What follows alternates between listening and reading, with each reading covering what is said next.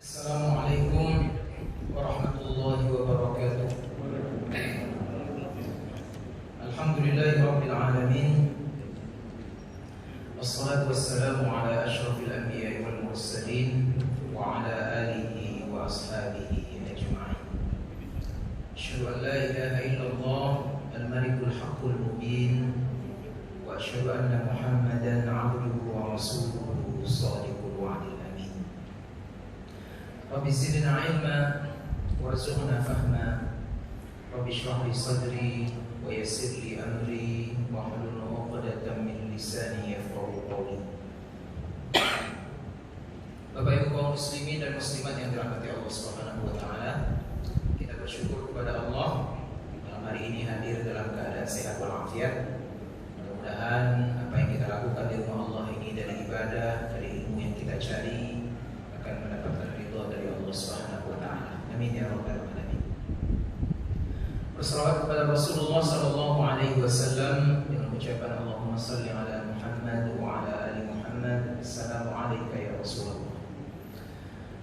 Bapak Ibu yang dirahmati Allah, terima kasih Pak Protokol yang sudah memberikan waktu kepada saya, dan surah yang menjadi pokok bahasan kita adalah surah Az-Zumar ayat yang ke-22 dan seterusnya. Surah Az-Zumar ayat yang ke-22 saya akan bacakan.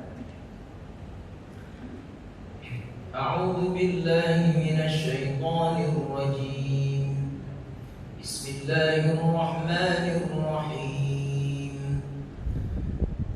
Afaman syaraha Allahu sadrahu lil Islam fahuwa ala nurin min rabbih fawailul lil qasiyati qulubuhum min dzikrillah ulaika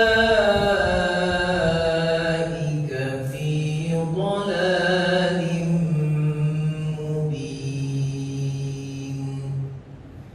Allahu nazzala ahsanal hadithi kitaban mutasyabihan mathani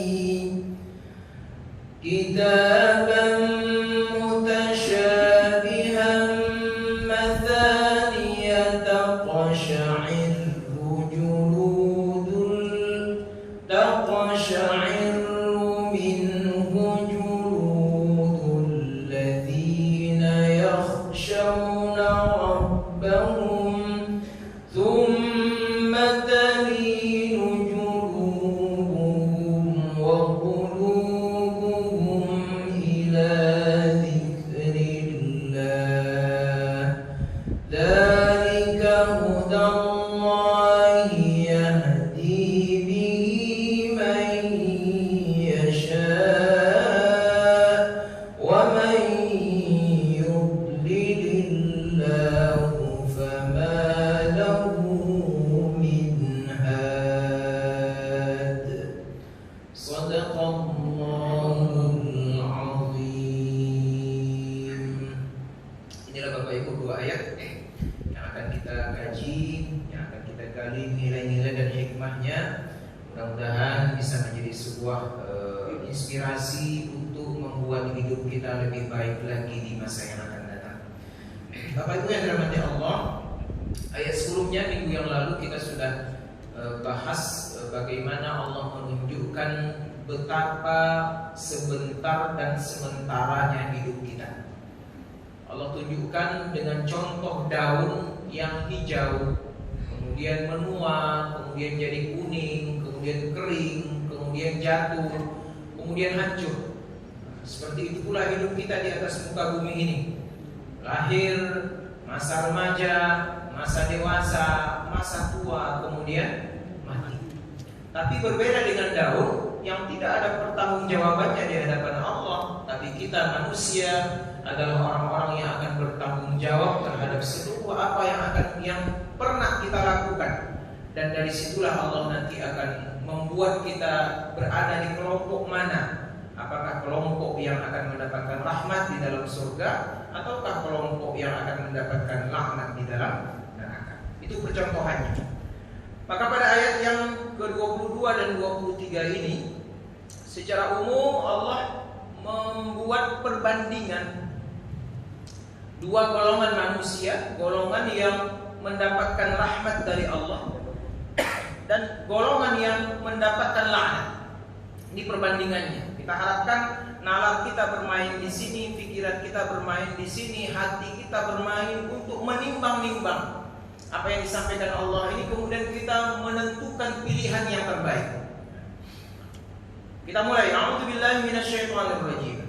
Afaman syarahallahu sadrahu lil Islam.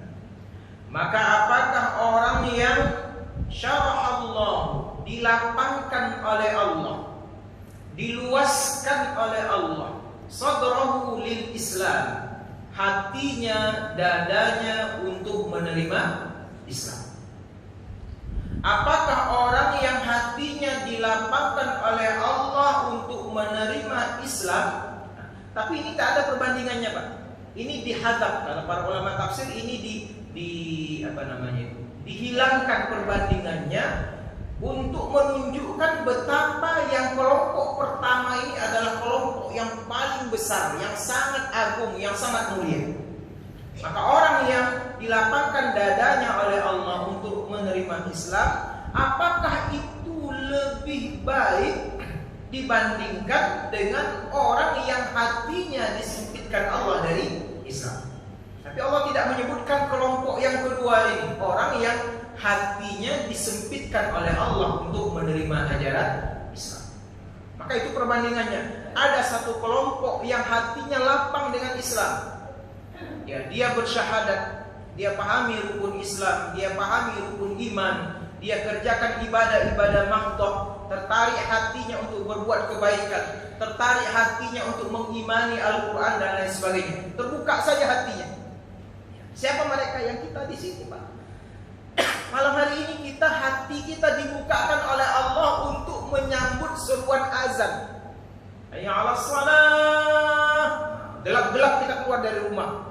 Ancaman corona kita keluar dari rumah. Hujan rintik-rintik kita keluar dari rumah. Inilah orang yang hatinya dibukakan Allah secara lapang dan luas untuk menerima seruan dan panggilan Islam melalui suara muazzin. Inilah orang yang baik, kata Allah, dibandingkan siapa? Orang yang hatinya sempit dengan Islam, tak menganggap Islam itu sesuatu yang baik, bahkan menganggap Islam itu sebagai sebuah masalah dalam hidup.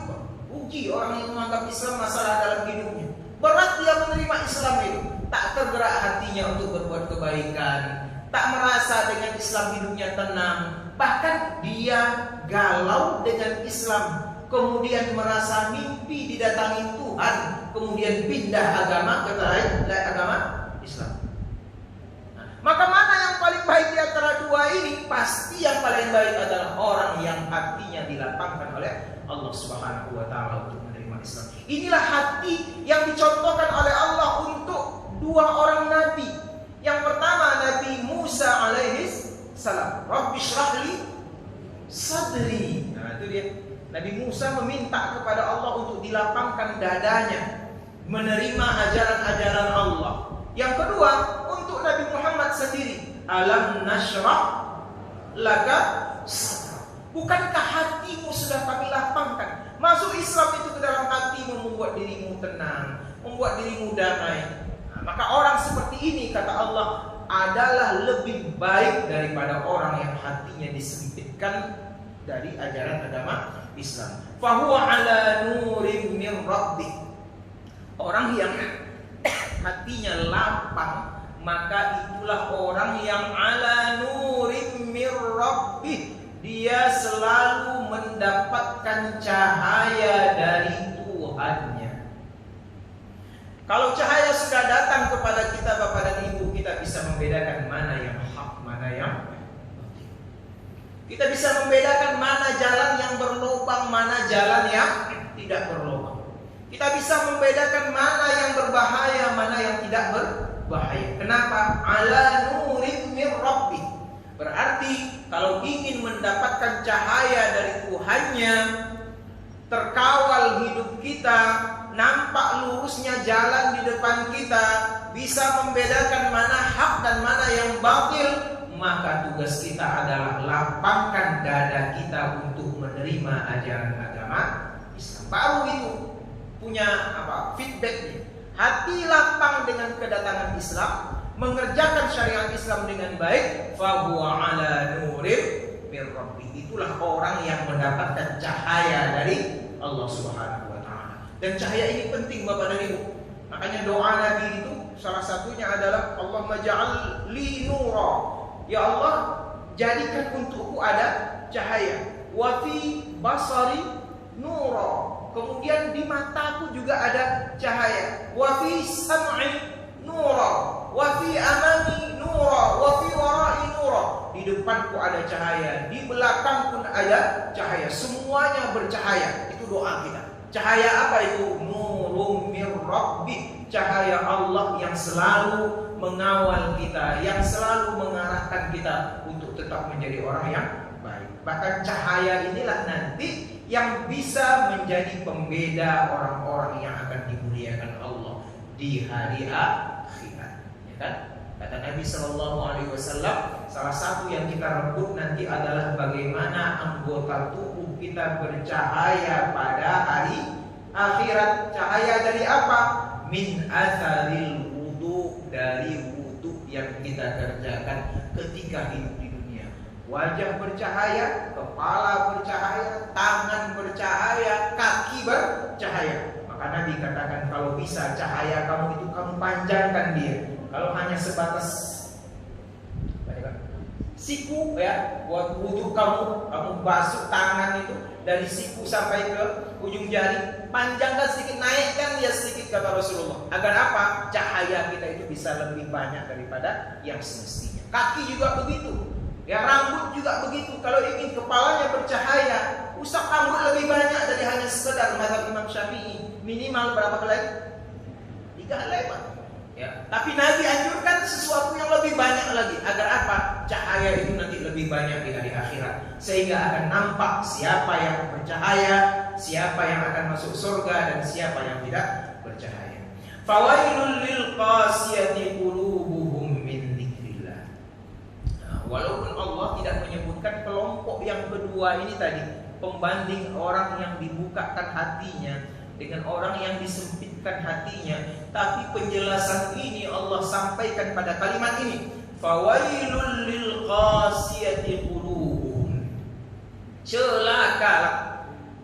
Wail itu artinya celaka. Wail itu juga artinya neraka. Fawailul lil musalli alladzina hum an salatihim sahun. Celaka, neraka, wail, ancaman bagi siapa? Lil qasiyati qulubuhum, bagi orang yang keras hatinya, bagi orang yang tertutup hatinya, bagi orang yang sempit hatinya. Untuk apa? Min dzikrillah, untuk berzikir, mengingat nama Allah. Berarti orang yang tak mau berzikir, tak mau mengingat Allah, tak mau mensucikan Allah, tak mau memuji Allah, maka itu dianggap Allah sebagai al-qasiyati qulubuhum. Qasiyah diambil dari kata-kata qaswah. Qaswatul qalb, hati yang membatu hatinya. Susah masuk pelajaran, susah masuk nasihat, tak mau membaca Al-Quran, tak mau berzikir menyebut nama Allah Subhanahu wa taala. Maka Allah sebutkan hal spesial di sini, hatinya keras untuk berzikir mengingat Allah. Jadi berzikir mengingat Allah ini sangat luas artinya. Bisa jadi kita menyebutkan takhtim, ya, tahlil, tahmid. Bisa jadi kita beristighfar. Bisa jadi kita membaca Al-Quran, ya. Karena Al-Quran juga bagian daripada zikrullah, ya. Inna nahnu nazzalna dzikra wa inna lahu lahafizun. Kami yang menurunkan Al-Quran sebagai pemberi peringatan. Berarti orang yang membaca Al-Quran juga termasuk bagian daripada zikrullah, mengingat Allah Subhanahu wa taala. Maka mari kita jaga hati kita kita untuk tidak menjadi hati yang qaswatul qalb, hati yang keras, ya, yang payah menyebutkan nama Allah. Berarti lawannya adalah jadikan hati kita hati yang lembut, yang selalu ingin menyebut nama Allah Subhanahu wa Ta'ala. Bisa jadi Bapak Ibu yang dirahmati Allah, kita amalkan membaca ayat kursi. Jadi kita sebutkan salah satu bentuk zikrullah itu adalah membaca Al-Quran.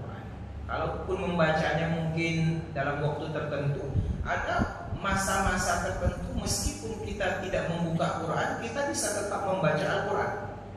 Caranya bagaimana? Dengan menghafal ayat kursi. Ayat kursi ini ayat yang paling mulia kata Rasulullah. Suatu ketika Ubay bin Ka'ab ditanya oleh Rasulullah, "Ya Ubay, ma a'zamu ayatil Quran?" Apa ayat Al-Quran yang paling agung? Ubay mengatakan, "Allah wa rasuluhu a'lam." Nabi dan Rasulnya, Allah dan Rasulnya lebih tahu jawabannya. Kemudian Nabi ulang lagi, "Apa ayat yang paling agung dalam Quran?" Ubay kembali menjawab, "Nah, Allah dan Rasulnya lebih paham ya Rasulullah, saya tidak tahu." Ketiga Nabi paksa lagi, "Apa ayat yang paling agung?" Akhirnya Ubay menjawab asal-asalan, menjawab untung-untungan lah. Mungkin bisa benar, bisa salah. Karena terus didesak oleh Rasulullah. Maka Ubay mengatakan, "Ayat kursi ya Rasulullah. Ayat yang paling agung itu adalah ayat kursi." Maka kata Nabi, "Beruntung engkau dengan pemahamanmu itu." Ya. Kalau orang menganggap ini ayat kursi sebagai ayat yang agung, beruntung, tepat jawabannya. Tinggal sekarang bagaimana ayat yang paling agung itu kita amalkan. Kapan mengamalkannya? Hadis Nabi menyebutkan, kata Rasulullah, siapa yang membaca ayat kursi di ujung sholat, sholat fardu, maka tidak ada batas antara dia dengan surga kecuali kematian. Maknanya apa? Ayat kursi yang kita baca sesudah sholat itu bisa membawa kita untuk sampai ke dalam surga, yang tidak akan mungkin terpisahkan lagi kita dengan surga, karena tidak akan ada kematian di dalam surga. Bacalah Bapak Ibu. Habis baca tadi imam kita di maghrib tadi baca apa ya? Allahu la ilaha illa huwal hayyul qayyum la ta'khudhuhu sinatun wa la nawm lahu ma fis samawati wa ma fil ardh man dzalladzi yashfa'u 'indahu illa bi'idhnihi ya'lamu ma baina aydihim wa ma khalfahum wa la yuhituna bi shay'in min 'ilmihi illa bima syaa wasi'a kursiyyuhu as-samawati wal ardh wa la ya'uduhu hifdhuhuma wa huwal 'aliyyul 'azim. Diamalkan, dipahami. Karena rupanya ayat kursi ini ayat perkenalan Allah untuk makhluknya, Pak. Ada ulama yang mengatakan 17 kali Allah memperkenalkan dirinya dalam satu ayat ini. 17 kali. Angka keramat 17 itu. 17 rakaat. 17 kali Allah perkenalkan dirinya. 17 Agustus, 17 Ramadan. Maka siapa yang ingin kenal Allah, baca ayat kursi. Buka tafsirnya, Masya Allah, luar biasa. Semuanya berkaitan dengan kekuasaan Allah Subhanahu wa Ta'ala. Ini bisa jadi zikir bagi kita, ya, yang bisa membawa kita sampai ke dalam surga. Kapan lagi kita baca? Kata Nabi, siapa yang membaca ayat kursi sebelum tidur, sebelum tidur malam, ya, sebelum tutup matanya, diawali dengan membaca ayat kursi, kata Rasulullah, Allah akan jaga orang itu dari gangguan jin dan syaitan sampai dia bangun besok pagi. Ini salah satu bentuk agar apa? Agar tak sampai kita seperti yang disampaikan Allah di sini, tidak menjadi orang-orang yang keras hatinya, karena kita selalu mengingat Allah Subhanahu wa Ta'ala. Ulaika fi dhalalin mubin. Orang yang keras hatinya, tertutup hatinya dari Islam, tak mau berzikir menyebut Allah Subhanahu wa Ta'ala, ulaika, mereka itulah, banyak Pak.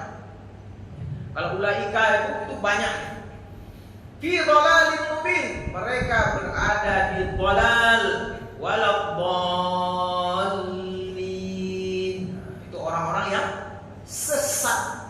Maka dhalal di sini maknanya kesesatan. Mubin ditambah lagi mubin. Dipertegas oleh Allah. Inilah kesesatan yang sejelas-jelasnya. Tasasek di jalan nantara. Itu dia, Pak. Itu dia. Kalau orang ada tak hijau di nantara, ikut tasasek di jalanan. Parah betul itu. Karena hatinya tidak berfungsi, pikirannya tidak berfungsi, akalnya tidak berfungsi. Maka sesat, dan inilah sesat yang serugi-ruginya. Na'udzubillahi min dzalik. Bapak Ibu yang dirahmati Allah Subhanahu wa taala, ayat yang ke-23 Allah ceritakan kepada kita bagaimana mulianya Al-Qur'anul Karim dan bagaimana sikap seorang muslim terhadap Al-Qur'an. Sikap kita terhadap Al-Quran. Apa kata Allah? Allahu nazzala. Allah lah yang menurunkan. Nazzala yunazzilu nuzulan.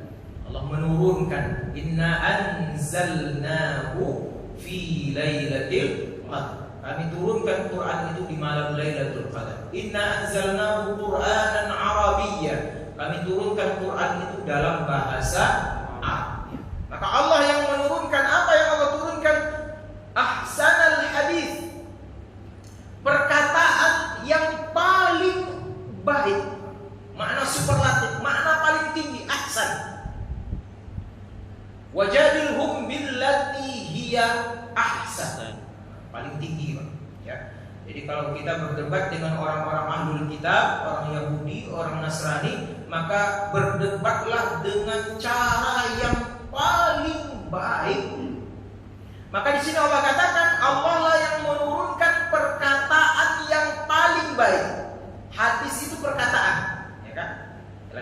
Dalam istilah sunnahnya hadis itu adalah aqwalun wa af'alun, ya, wa taqrirun.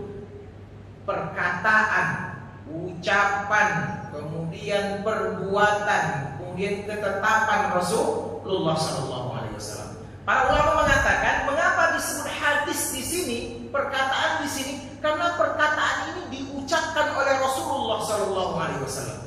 Ketika sampai dari Jibril kepada Nabi, Nabi mengucapkan perkataan ini. Ya, tapi Allah sudah menjamin, wa ma yantiqu 'anil hawa in huwa illa wahyun yuha. Nabi itu tidaklah mengucapkan sesuatu yang berkaitan dengan hawa nafsunya, tapi yang dia ucapkan berkaitan dengan Quran itu adalah wahyu yang kami wahyukan kepada dia. Tak dibuat-buatnya. Maka ketika awal-awal Quran turun, Nabi hanya membolehkan untuk mencatat Quran, tak boleh mencatat hadis. Ya Pak ya, tak boleh. Ya, hanya untuk orang tertentu. Tapi secara umum Nabi katakan siapa yang menulis selain pada Quran, tuh padamkan dia, hapus dia. Takut apa? Takut nanti sahabat yang mungkin ya, karena sahabat itu kan tidak sama tingkatan pemahamannya, tidak sama kecerdasannya. Mungkin nanti bisa mencampur adukkan mana hadis mana Quran. Maka Nabi untuk orang-orang tertentu memang tak boleh.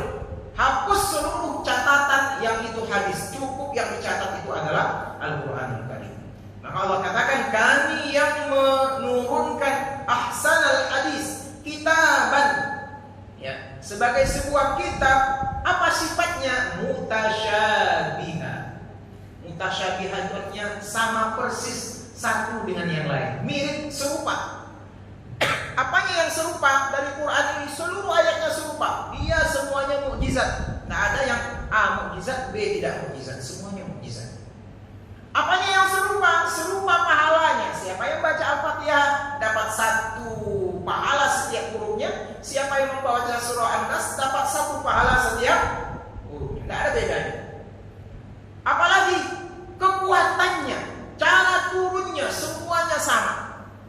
Semuanya sama-sama wahyu dari Allah yang diturunkan kepada Rasulullah, yang masuk ke dalam dada Nabi, kemudian disampaikan kepada para sahabat, dihafal oleh para sahabat, kemudian ada yang ditulis, dibukukan pada masa Utsman bin Affan, kemudian diriwayatkan secara turun-temurun kepada kita sampai hari ini. Itulah ahsanul hadis. Maka dia serupa, mirip dia. Setiap kita membaca dari ayat-ayat Quran itu semuanya mendatangkan pahala, semuanya mendatangkan ketenangan. Mutasyabihan matani.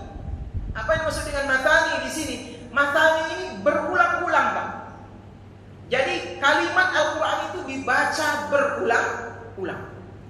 Ini harapannya apa? Agar kita terus berulang-ulang membaca Al-Quran ini setiap hari. Ada juga yang mengartikan masani ini maknanya adalah Allah kadang-kadang mengulang-ulang satu kisah di dalam Al-Quran.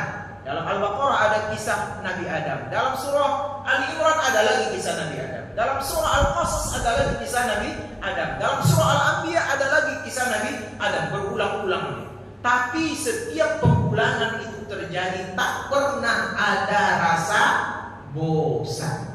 Maka ada sebuah pepatah Arab, kalamun qadimun la yumallu sama'uhu. Al-Quran itu adalah perkataan, ucapan, firman yang sudah cukup lama, sangat lama, 1400 tahun. Tapi la yumallu sama'uhu, tak pernah kita bosan untuk mendengarnya. Karena setiap kita mendengarnya, setiap itu pula pahala datang kepada kita. Setiap kita membacanya, setiap itu pula kita mendapatkan makna yang lain dari apa yang dulu pernah kita baca. Itulah Al-Quranul Karim, masani, yang diulang-ulang. Makanya salah satu nama daripada surah Al-Fatihah itu adalah As-Sab'ul Mathani, 7 ayat yang diulang-ulang. Siapa yang mengulang-ulangnya? Orang yang akan melaksanakan sholat, imam yang memimpin sholat berjamaah. Maka dia namakan oleh Nabi disebut dengan As-Sab'ul Masani, 7 ayat yang dibaca berulang-ulang. Setidak-tidaknya 5 kali, 17 kali kita ulang di dalam sholat, ya, 5 waktu sehari semalam. Belum lagi ditambah dengan sholat-sholat sunnahnya. Belum lagi kita baca mungkin di dalam tahlil. Belum lagi kita baca menjadi amalan dalam keseharian kita. Bapak Ibu yang dirahmati Allah, taqsha'iru minhu juludul ladzina yakhshawna rabbahum.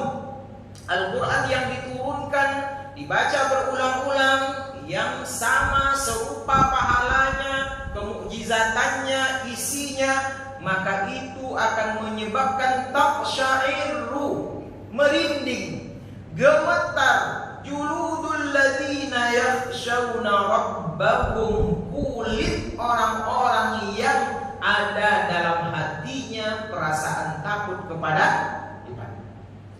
Maka orang yang beriman itu ada perasaan takutnya kepada Allah Subhanahu wa taala, khusyuk dia membaca Quran, khusyuk dia mendengarkan Quran. Salah satu efek yang ditimbulkannya adalah taqsya'ir, merinding ketika mendengarnya, gemetar kulitnya ketika mendengar bacaan Quran. Siapapun yang membacanya. Kenapa? Karena di situ ada 2 hal. Pertama, ada pengharapan untuk mendapatkan surga Allah, ada ancaman terhadap azab Allah Subhanahu wa taala. Maka orang yang hatinya lembut tadi, yang hatinya terbuka dengan Islam tadi, ketika dia mendengarkan Quran, kata Allah, kulitnya merinding, ya kan? Kemudian gemetar kulitnya, saking berharapnya kepada Allah dengan surga, atau saking takutnya kepada Allah dengan siksa neraka. Maka membaca Al-Quran memang mesti harus membaca yang pelan-pelan, Pak. Warattilil Qur'ana tartila. Yang kita tak perlu terburu-buru, kita bahas kalimat per kalimat. Maka para sahabat sudah mencontohkan kepada kita, dalam beberapa riwayat disebutkan, kami tidak akan melanjutkan bacaan sesudah 10 ayat yang kami baca sebelum kami memahami betul apa yang ada di dalam 10 ayat. Jadi pemahaman itu dengan dibacanya pelan-pelan, dibaca dengan khusyuk, dengan tajwid. Tajwid itu gunanya salah satunya adalah untuk membuat kita tidak terlalu cepat dalam membaca. Ya, walaupun memang ada satu sisi orang yang disuruh untuk cepat membaca, tapi dalam rangka untuk mengulang hafalan. Ada bisa, ya. Makanya di dalam membaca Quran itu ada beberapa teori tentang cepat atau lambatnya membaca. Masing-masing punya alasan. tapi yang paling baik sebagaimana Allah firmankan, warattilil Qur'ana tartila. Baca Quran itu dengan tartil, pelan-pelan, sehingga akan mendatangkan kesan yang luar biasa pada hati kita masing-masing. Tsumma talinu juluduhum wa qulubuhum ila dzikrillah. Kemudian sesudah kulit mereka merinding mendengar bacaan Al-Quran, yang terjadi berikutnya adalah tsumma talinu, kemudian lembutlah juluduhum, kulit mereka itu. Talinu itu diambil dari kata-kata lana yalinu, layyin, ya artinya lembut. Sesuatu yang keras kemudian lembut, dia itu disebut dengan lana yalinu. Sifat ini Allah berikan kepada Nabi Daud alaihissalam. Wa alanna lahul hadid. Alanna dari kata-kata lana yalinu, kami buatkan besi itu menjadi lembut di tangan Nabi Daud. Maka orang yang beriman untuk Al-Quran, untuk zikir itu, ketika dia mendengar bacaan Al-Quran, membaca Al-Quran, yang terjadi adalah talinu juluduhum, lembut kemudian kulit mereka, yang merinding tadi, ya, yang bergetar tadi karena bacaan Al-Quran, sesudah itu menjadi lembut. Wa qulubuhum, bukan hanya kulit mereka, tapi yang lebih penting daripada itu adalah hati. Hati inilah sumber segala sesuatu. Kebaikan ada dari hati, sumber dari kejahatan pun juga ada di dalam hati. Maka kita jangan terkecoh dengan penampilan, Pak. Orang penampilannya merakyat tapi pro konglomerat. Ada orang istilahkan tampangnya tampang merakyat tapi pro-nya pro konglomerat. Nah, inilah hari ini ribut orang ini dengan disahkannya undang-undang cilaka. Cilaka, cipta lapangan kerja. Pandai orang membuat istilah, Pak, ya. Yang tidak disetujui oleh masyarakat luas, dibuatlah undang ciptaker, dibengkokkan menjadi undang-undang cilaka. Itu kan hasil tampang merakyat tapi hatinya pro konglomerat. Ribut orang, mahasiswa ribut dan lain sebagainya. Harusnya wakil rakyat itu mendengar yang segelintir atau yang banyak? Mendengar yang banyak, Pak. Maka besok itu kalau menurut saya tidak usah lagi disebut wakil rakyat, wakil partai. Ya. Karena bukti sekarang rakyat banyak berdemo, jutaan orang berdemo, wakil mereka tidak sesuai dengan apa yang mereka sampaikan. Kan lucu, inilah lucunya demokrasi kita itu. Jadi besok-besok pilih partai aja lah, lantaklah sama partai itu mau milih siapa. Kami tidak pernah memilih wakil kami itu. Yang kami pilih partai. Karena memang wakil itu di atas tidak ada gunanya lagi. Kenapa? Suara mereka berbeda dengan, harusnya kalau wakil kita, wakil rakyat banyak ini, harusnya apa yang ada di rakyat mereka sampaikan. Tapi ternyata tidak. Nah, maka dari mana sumbernya itu Bapak Ibu? Sumbernya ada dari hati. Maka hati yang betul-betul baik itu adalah hati yang lembut ila zikrillah, untuk mengingat Allah. Jadi luas sekali ila zikrillah ini Bapak Ibu yang dirahmati Allah. Ini bisa berkaitan dengan Allah, ya kita berzikir kepada Allah, mengingat Allah. Ini juga bisa berkaitan dengan kita. Kita berpikir, ya Allah, ini hidup kita lama. Jadi presiden saya paling 10 tahun maksimal. Habis itu lagi rakyat biasa lagi. Tak ada lagi pas pampres. Tak ada lagi tanda tangan berguna. Bahkan mungkin yang dulu hebat sekarang jadi tak hebat kan. Yang dulu berpangkat sekarang tak lagi berpangkat. Bisa jadi maknanya sangat luas, tapi dengan syarat hati kita adalah hati yang lembut. Dzalika hudallah. Itulah petunjuk dari Allah. Yahdi bihi man yasha, yang Allah berikan kepada siapapun yang Dia kehendaki. Maka beruntung kita Bapak Ibu yang dirahmati Allah, lembut hati kita untuk mengingat Allah, lembut hati kita, tenang hati kita beribadah kepada Allah. Berarti kita sudah mendapatkan apa? Hudallah, petunjuk dari Allah, yang kadang-kadang ada orang mencarinya tak dapat-dapat. Ada orang berusaha ditutup oleh Allah hatinya untuk mendapatkan hidayah. Tapi alhamdulillah, kita penghuni masjid ini, kita yang hati kita tersangkut dengan masjid ini adalah orang yang dipilih Allah untuk untuk mendapatkan hidayah ini. Karena Allah katakan, yahdi bihi man yasha. Allah akan berikan hidayah itu kepada siapa yang Dia kehendaki. Berarti masuk masjid kita, beribadah kita, dekat kita kepada Allah, mau kita menjalankan perintah Allah, menjauhi larangannya, berarti kita menjadi orang yang terpilih oleh Allah Subhanahu wa taala. Maka inilah nikmat yang paling indah dalam hidup kita. Bersyukurlah kita dengan nikmat ini. Karena betapa banyak orang yang di atas muka bumi hari ini tidak mendapatkan hidayah dari Allah Subhanahu wa taala. Bahkan sebaliknya kata Allah, wa may yudlilillahu fama lahu min had. Siapa yang Allah buat mereka tersesat, keras hati mereka, tertutup telinga mereka, tertutup mata mereka dari cahaya Allah Subhanahu wa taala, fama lahu min had, maka tidak akan ada satupun yang bisa memberikan mereka hidayah. Tak akan ada yang bisa mengeluarkan mereka dari petunjuk itu. Tak akan ada yang bisa membuat mereka mendapatkan petunjuk. Oleh sebab itu, kita berdoa kepada Allah Subhanahu wa taala, mudah-mudahan hidayah ini akan tetap bersama kita, wala tamutunna illa wa antum muslimun. Tidaklah kita mati kecuali tetap dalam hidayah Allah Subhanahu wa taala, menjadi orang-orang yang berserah diri, menjadi orang muslim, menjadi orang-orang yang beriman kepada Allah Subhanahu wa taala. Inilah Bapak Ibu yang dirahmati Allah, dua ayat yang kita bahas yang intinya bagaimana pentingnya hati untuk kita lapangkan dengan Allah Subhanahu wa taala. Yang kedua, bagaimana kita diinginkan Allah untuk selalu berzikir, membaca Al-Qur'an, menghargai Al-Qur'an, karena itu jalan untuk mendapatkan hidayah dari Allah Subhanahu wa taala. Mudah-mudahan bermanfaat. Lebih dan kurang mohon maaf. Wabillahi taufiq wal hidayah. Assalamualaikum